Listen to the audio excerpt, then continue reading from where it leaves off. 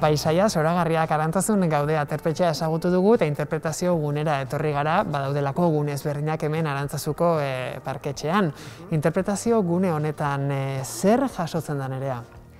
Bueno, guk hemen interpretazio zentro honetan, guk parketxea deritzon honetan, lagundu nahi dieguna da, bisitariei mendira jun aurretik edo ondoren, pixka bat ikusitakoa interpretatzen. Eta paisaiaz gozatzeaz gain, edo ibialditaz gozatzeaz gain, peskat ikastea, zerbait ikusi dutenaren inguruan.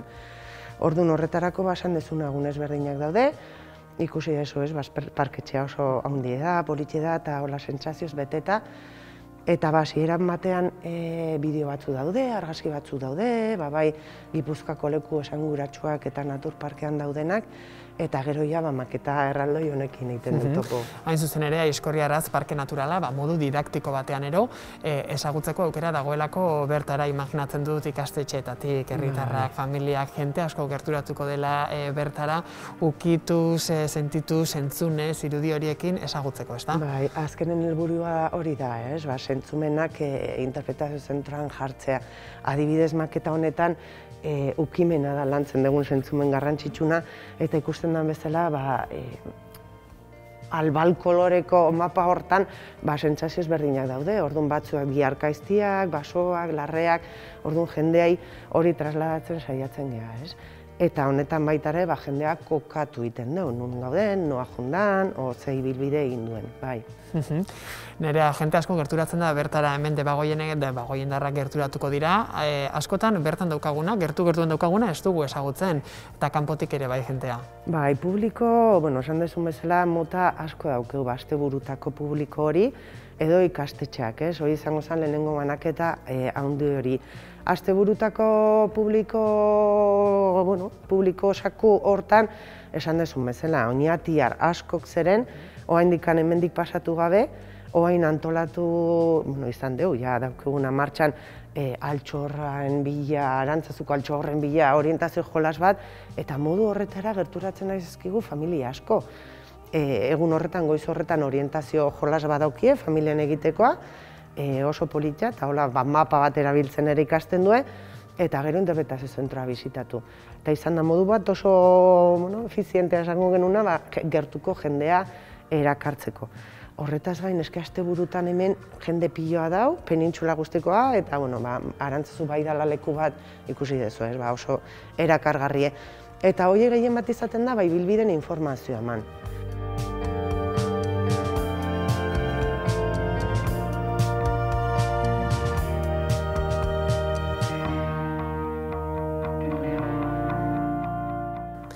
Hainbat bizita egin dituzue, bizita gidatuak zer da, herritarrak edo ikustera datozen hauek gehien harritzen dituena edo bitxikeriaren bat buruan gelditzen zaien horrekin edo harritzen zaituena zuri adibidez beraiekin hartu emanean zauden horretan, honek harritu diero, hau gustatu zaie gehienero, hau gutxiago eta alderantziz pentsatzen genuen. Eske jarduerak astean zehar asteburutako jarduerak ibilaldi edo bizita gidatu horietan denetari daukeu.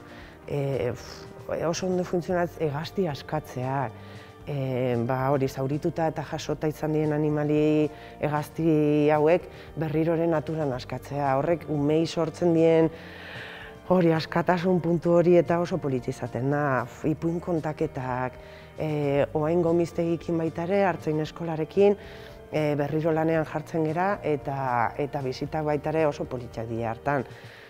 Umeek, familiek, aberekin duen gertutasun hori oso eskertua izaten da, eta horrez gain, geroan gazta jana eta denetarik.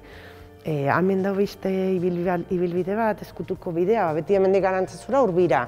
Badare beste ibilaldi batzuk, eta horiek ere eskaintzen ditugunean, jenden harridura handi izaten da. Nerea, ben interpretazio eguneko, txoko batean gaude, aipatu duzu gune ezberdinak daudela. Aipatzerik bai gutxi gora bera, nola daukazuen gune bakoitza antolatuta, edo zer jaso nahi izan duzuen, edo zein formatutan jaso duzuen? Bai, azkenen hemen Arantzazuko parketxean pixkat ardatza edo izango zen hartzaintza, nola ez, Urbia hartzaintzagune oso garrantzitsu bada, eta berai eskainita gune poli badaukeu, bideo, hor, pantalla ikusentzunezko hortan proiektatzen da baita ere beraien bizimodue, beraien esperientzien nolakoa izaten den, eta bisita gidatutan guk aberastu iten dugu hori dena, azkenen kontatzen digu zein gogorra da, hartzainen lanbide zahar hori eta pixka bat jendei gerturatu nola bizitzen zen, oain dela esain aspaldi, ze batzutan ematen da gala urrutiko historio kontatzen, baina hori bizimodu hori da, oain dela 50 urteko bizimodua, eta jendea pixka eta apreziatzeko, zer dan beraiek egiten duten lana, zelarrek ere mantentzen die, beraiek mantentzen dituztelako, askotan esaten du, Euskal Herriko paisaia, Euskal Herriko paisaia ez zen izango gaurdan bezalako hartzaiengatik ez bazan.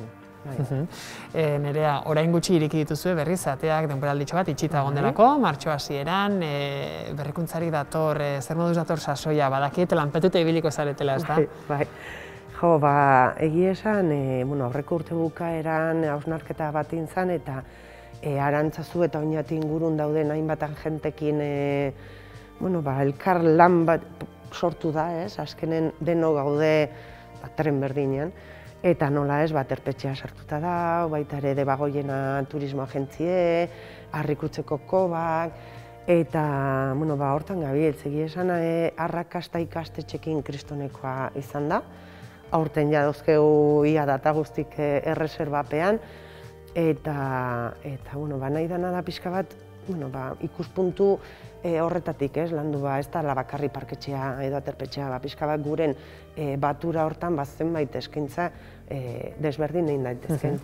Nerea eta bukatzeko, edozein herritarrek hortxe pantailaz bestalde daudenak. Gerturatu nahi baldin badute esperientzia bizi lehenengo pertsonan aurrez aurre guztia ezagutu. Zer egin beharko lukete?